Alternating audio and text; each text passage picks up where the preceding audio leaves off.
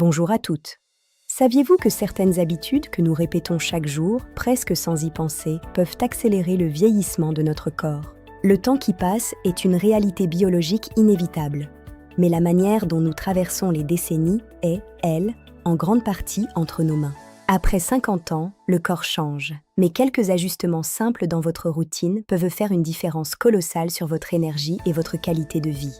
Vous êtes-vous déjà demandé pourquoi certaines personnes semblent garder une vitalité incroyable alors que d'autres s'essoufflent plus vite? La réponse est souvent dans les détails. Aujourd'hui, nous allons explorer ensemble les 7 erreurs les plus courantes et surtout comment les transformer pour retrouver une vitalité durable.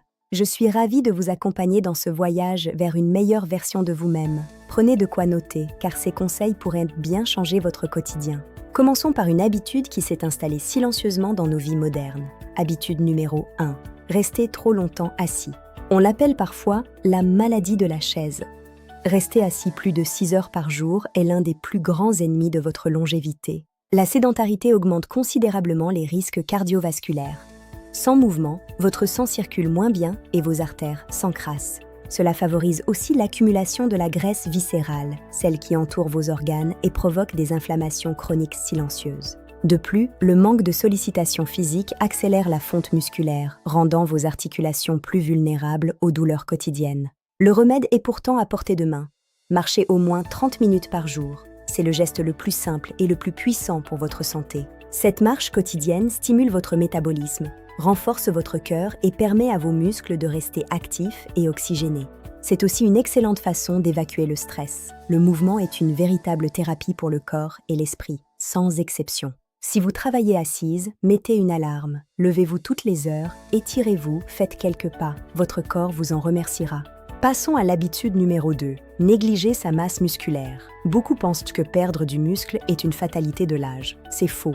Après 50 ans, nous perdons naturellement environ 1% de muscles par an si nous ne faisons rien. C'est ce qu'on appelle la sarcopénie. Maintenir ses muscles, ce n'est pas seulement esthétique, c'est la garantie de rester autonome, de porter ses courses et de monter les escaliers sans peine.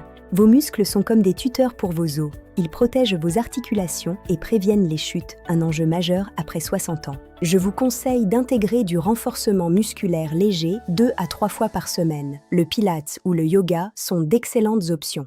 Ces activités renforcent les muscles profonds, ceux qui maintiennent votre colonne vertébrale droite et votre port de tête élégant. Vous pouvez aussi pratiquer chez vous avec de petits poids ou simplement le poids de votre corps. Quelques squats et pompes contre le mur suffisent.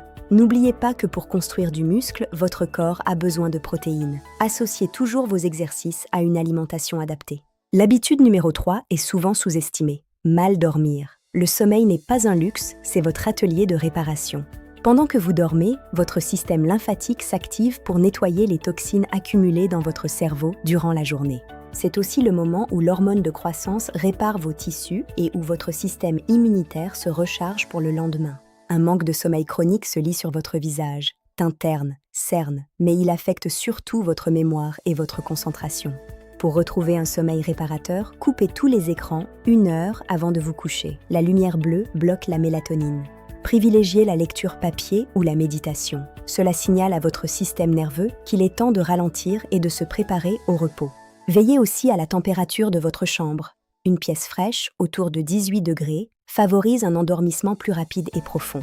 Enfin, essayez de vous coucher et de vous lever à des heures régulières, même le week-end. Votre horloge interne adore la routine. Passons à l'habitude numéro 4. Consommer trop d'aliments ultra transformés. Ils sont omniprésents et souvent trompeurs. Ces produits sont bourrés de sucre caché, de sel et d'additifs qui créent une inflammation silencieuse dans tout votre corps. Cette inflammation accélère le vieillissement de vos cellules et augmente les risques de maladies métaboliques comme le diabète. Apprenez à lire les étiquettes. Si vous ne pouvez pas prononcer la moitié des ingrédients, reposez le produit sur l'étagère.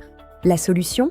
Mangez vrai. Privilégiez les aliments bruts que vous cuisinez vous-même. C'est le meilleur investissement pour vos cellules. Remplissez votre assiette de couleurs. Les pigments des fruits et légumes sont des antioxydants puissants qui protègent votre peau et vos organes. Et n'oubliez pas l'eau. Une hydratation constante est cruciale pour l'élasticité de votre peau et le bon fonctionnement de vos reins. L'habitude numéro 5 concerne votre organe le plus précieux, négliger son cerveau. Le cerveau ne s'use que si l'on ne s'en sert pas. Contrairement aux idées reçues, votre cerveau peut créer de nouvelles connexions neuronales tout au long de votre vie. C'est la neuroplasticité. Rester dans sa zone de confort et ne plus apprendre de nouvelles choses est un signal de vieillissement pour votre système nerveux. Lisez des sujets complexes, faites des mots croisés ou jouez à des jeux de stratégie. Chaque défi intellectuel renforce votre réserve cognitive. Mon conseil, lancez-vous dans un nouvel apprentissage. Une langue étrangère ou un instrument de musique sont de véritables cures de jouvence. La créativité stimule des zones différentes de votre cerveau. Peindre, cuisiner de nouvelles recettes ou bricoler maintient votre esprit agile. N'oubliez pas que c'est pendant le sommeil que ces nouveaux apprentissages se fixent. Tout est lié dans votre corps. Habitude numéro 6. S'isoler socialement. Nous sommes des êtres sociaux et notre biologie en dépend.